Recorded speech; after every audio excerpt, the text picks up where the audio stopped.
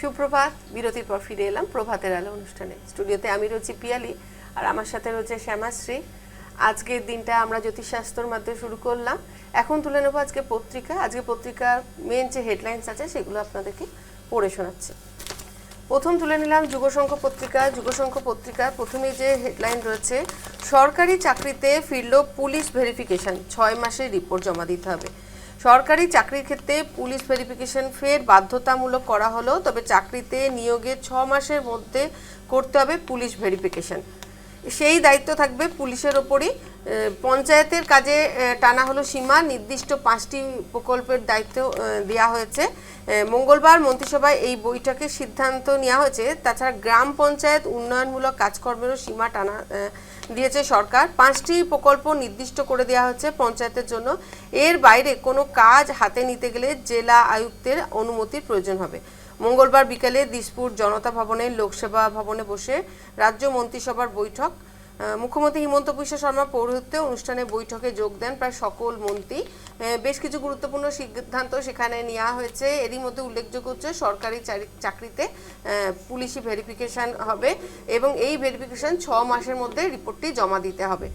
মুখ্যমন্ত্রী জানান, সুপ্রিম কোর্টের নির্দেশে পুলিশ ভেরিফিকেশনের ব্যবস্থা ফিরিয়ে আনতে হবে, তবে দায়িত্ব দেওয়া হয় পুলিশের ওপরই।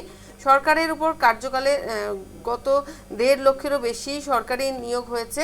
ফেব্রুয়ারি মার্চ 2 মাসে মুখ্যমন্ত্রী জীবন প্রেরণা প্রকল্পের টাকা পেয়েছিলেন স্নাতক উত্তীর্ণ সুবিধাভোগীরা, কিন্তু সরকার হাতে বাজেট না থাকায় বন্ধ হয়ে গিয়েছিল ওই প্রকল্প। তবে সেপ্টেম্বরের প্রথম সপ্তাহ থেকে জীবন প্রেরণা প্রকল্পের সুবিধা বিতরণ ফের শুরু হবে। মঙ্গলবার মন্ত্রিসভায় বৈঠকে এই সিদ্ধান্তই হয়েছে। তাছাড়া সিএম ফ্লাইট প্রকল্পের অধীনে বিদেশি ভাষায় শেখার জন্য ছাত্রছাত্রীদের 1.5 লক্ষ টাকা করে স্কলারশিপ দেওয়ার সিদ্ধান্ত হয়েছে মন্ত্রিসভায়। মঙ্গলবার রাতে মন্ত্রিসভার বৈঠকের পর মুখ্যমন্ত্রী হিমন্ত বিশ্ব শর্মা বলেন, ভোটের আগে শুরু করা হয়েছিল মুখ্যমন্ত্রী জীবন প্রেরণা প্রকল্প। এর অধীনে স্নাতক ছাত্রছাত্রীদের প্রতিযোগিতামূলক পরীক্ষার প্রস্তুতি নেওয়ার জন্য 2,500 টাকা করে দেওয়া হয় এবং এই বছর এবং 48,346 জন সুবিধাভোগী ফেব্রুয়ারি মার্চ 2 মাস এই প্রকল্পের টাকা পান। এই ছিল প্রথম যে হেডলাইন। এরপর আমরা চোখ রাখবো যুগসংঘ পত্রিকার দ্বিতীয় হেডলাইনে। স্বাধীনতা দিবসের আগে দিল্লিতে হাই অ্যালার্ট, 19 জঙ্গির ছবি প্রকাশ পুলিশের। স্বাধীনতা দিবসের আগে আমরা জানি প্রত্যেক বছরই দিল্লিতে মানে নিরাপত্তার চাদরে মুড়ে দেওয়া হয়।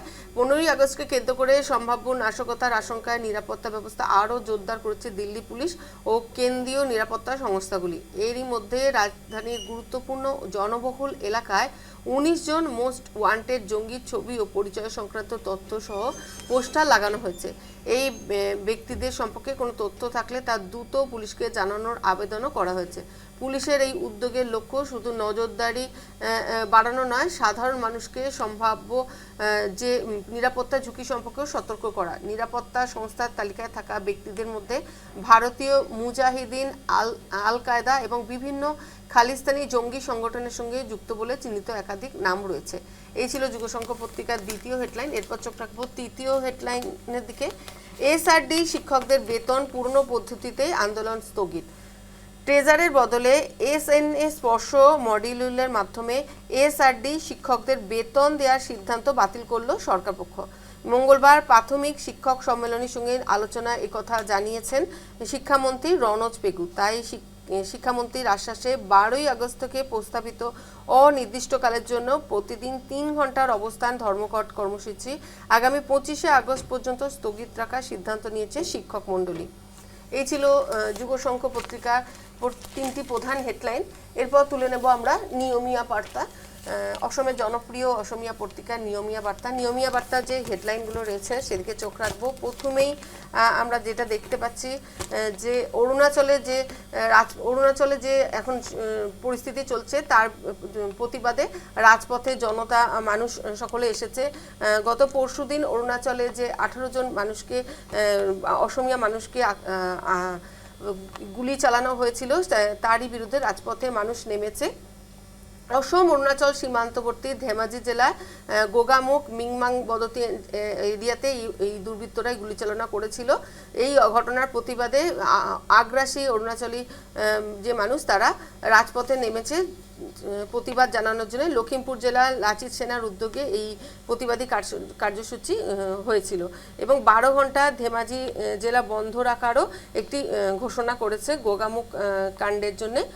এই ছিল নিয়মিয়া বার্তার প্রথম হেডলাইন। এরপর চোখ রাখবো দ্বিতীয় হেডলাইনে। এখানে ছবিতেও আমরা দেখতে পাচ্ছি যে যে মর্মান্তিক একটি ভূমিকম্প হয়েছিল কলম্বিয়া, তারই চিত্র ফুটে উঠেছে। একটি বাড়ি কিভাবে মানে খেলনা বাড়ির মতন একেবারে ভেঙে পড়েছে। এই ভয়ঙ্কর প্রাকৃতিক বিপর্যয়ে চারিদিক ধ্বংসস্তূপে পরিণত হয়েছে কলম্বিয়ায়। এখানেও আমরা দেখতে পাচ্ছি ছবিতে কিভাবে ধ্বংসস্তূপের থেকে এখনও ধ্বংসস্তূপ সরিয়ে সেখানে মানুষের খোঁজ পাওয়ার চেষ্টা চলছে সবাইকে। সোমবার স্থানীয় সময় সকাল 7:30টার সময় দক্ষিণ আমেরিকার কলম্বিয়ায় এই ভয়ঙ্কর বিপর্যয় ঘটেছিল। 7.4 ছিল রিক্টার স্কেলে এই ভূমিকম্পের মাত্রা। এরপর চোখ রাখবো তৃতীয় যে হেডলাইন রয়েছে। সংবাদ মেলে জানিয়েছেন মুখ্যমন্ত্রী হিমন্ত বিশ্ব শর্মা এবং অতনু এবং যে বিশ্ব শর্মার সঙ্গে ক্যাবিনেট গ্রহণ করা হয়েছে। এই অতুল বড়া একেবারে অতুল বড়া রয়েছে ছবিতে। তাদের এই সংবাদ মেলে তারা জানিয়েছিলেন গুয়াহাটি যে স্যাটেলাইট সিটির ভূমি অধিগ্রহণের জন্য 2100 কোটি টাকার অনুমোদন সংশোধন করা হয়েছে। এই ছিল কালকে যে আমরা যথারীতি যুগসংখ্য পত্রিকায় পড়েছিলাম যে কালকে একটি মিটিং হয়েছিল হিমন্ত বিশ্ব শর্মা, এই টাকাটি অনুমোদন করেছে গুয়াহাটিকে মেট্রোপলিস সিটি করার জন্য। এই ছিল নিয়মিয়া বার্তার প্রধান 3টি হেডলাইন। এরপর শ্যামাশ্রী আমাদের অন্য পত্রিকাটি পড়ে শোনাবে। তার আগে নিয়ে নিচ্ছি ছোট্ট একটি বিরতি।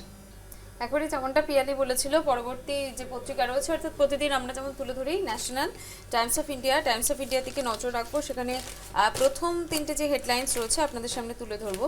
তার মধ্যে প্রথমেই দেখুন একবারে বেঙ্গলের খবর রয়েছে, যেখানে এসআইআর নিয়ে একবারে উত্তপ্ত পরিস্থিতি বেঙ্গলের আমরা দেখেছিলাম নির্বাচনের আগে। এবার সরকার পরিবর্তিত হয়েছে, কি বিষয় উঠে আসছে?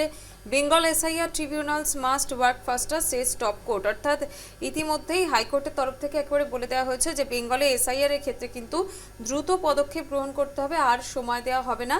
বার্তা হাইকোর্টের তরফ থেকে, process can't B unending 6 performance starts. অর্থাৎ ইতিমধ্যেই বলা হচ্ছে যে এখনো পর্যন্ত বহু এসআইআর প্রসেস কিন্তু আন্ডারগোয়িং রয়েছে বা এখনো পর্যন্ত সম্পন্ন হয়নি। সেই সমস্ত অসম্পূর্ণ কাজগুলি সম্পূর্ণ করতে হবে। With nearly 34 lakhs appeals pending, adjournments before SIR appellated tribunals against deletion of the voters' names in West Bengal, Supreme Court Tuesday decided to take stock of their performance and suggested they spend up their work. অর্থাৎ এখনো পর্যন্ত 34 লক্ষ application পড়ে রয়েছে যেগুলি কিন্তু সম্পন্ন হয়নি। তাই সেইগুলিকে সম্পন্ন করার জন্য বার্তা দেওয়া হয়েছে হাইকোর্টের তরফ থেকে, যত দ্রুত সম্ভব সেগুলি সম্পন্ন করতে বলা হয়েছে। মঙ্গলবার এমনই বার্তা বেঙ্গল হাইকোর্টের তরফ থেকে, এবং সেখানে বলা হয়েছে যে আর সময় দেওয়া হবে না, এবার ডেডলাইন নিয়ে কাজ করার জন্য। These tribunals were constituted on our orders and sustainable time has elapsed since they started working. We must consider their performance and keeping in mind the pendency and disposals. Immediate concern is to take stock. অর্থাৎ কি বলা হচ্ছে পরিষ্কার ভাষায়, যেখান থেকে high court বলে দিচ্ছে ইমিডিয়েট অ্যাকশন নেওয়ার জন্য। এই যে এতদিন ধরে বিষয়গুলি পড়ে রয়েছে, ডিলে হয়েছে, সেই ডিলেটাকে যেন একদম কাভার আপ করা হয়। এই ছিল ফার্স্ট হেডলাইন্স। এবার অরুণাচল ইস্যু, যেদিকে নজর রেখেছিলাম একটু আগেও আমরা বেঙ্গলি এবং অ্যাসামিজ যে পত্রিকা, সেদিকে Arunachal Pradesh an integral inalienable part of India government. অর্থাৎ অরুণাচল প্রদেশ ভারতের একটি অবিচ্ছেদ্য অংশ, সেখানে কিন্তু উত্তপ্ত পরিস্থিতি বজায় রয়েছে। Arunachal Pradesh indisputably an integral and inalienable part of India, the government asserted the Tuesday in response to Beijing's in rejections of India's decisions and formally identify and map 27 places in the state. অর্থাৎ 27টা জায়গাকে সরকারিভাবে স্বীকৃতি দেওয়া হয়েছে। আপনারা জানেন, আগেও আমরা পড়েছিলাম। এবার কিন্তু যে ভারতের অবিচ্ছেদ্য অংশ অরুণাচল প্রদেশ, তাকে সঠিকভাবে দেখার জন্য ইতিমধ্যেই সেখানে দৃষ্টি নিক্ষেপ করা হচ্ছে। Following recent reports about fresh border tensions and with China in the Indian state, অর্থাৎ অরুণাচল এবং চায়না যে বর্ডার সংক্রান্ত কনফ্লিক্ট এবং সেখানে যে ভারতেরও সমস্যা রয়েছে, সব মিলিয়ে কি বলছে, government also rated that the state of the border affairs will reflect on the state of the larger bilateral ties. অর্থাৎ এই যে বর্ডারের যে আন্তঃরাজ্য বর্ডারের যে সমস্যা, সেই সমস্যা কিন্তু দেশের মধ্যে বা রাজ্যের মধ্যে মানুষগুলোর উপর বড়সড় প্রভাব ফেলছে। অর্থাৎ এই সমস্যার সমাধানের যত দ্রুত সম্ভব বার্তা দেওয়া হচ্ছে।